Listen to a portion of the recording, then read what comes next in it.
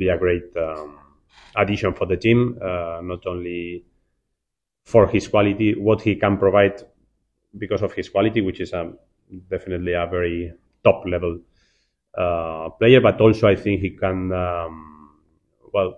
provide a lot of things in terms of off the pitch, also as a leader, and with his experience in Premier League at the top flight.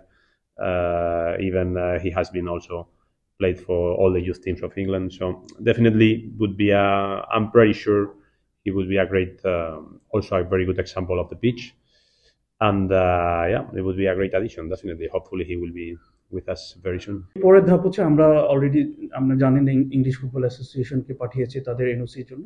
With English football অ্যাসোসিয়েশনের NOC আমরা আদার যে ডকুমেন্টসগুলো আছে দিয়ে ফিফার player status কমিটির কাছে পাঠাবো যে ওর পারমিশন দেওয়ার জন্য। এটাই হচ্ছে নেক্সট প্রসেস।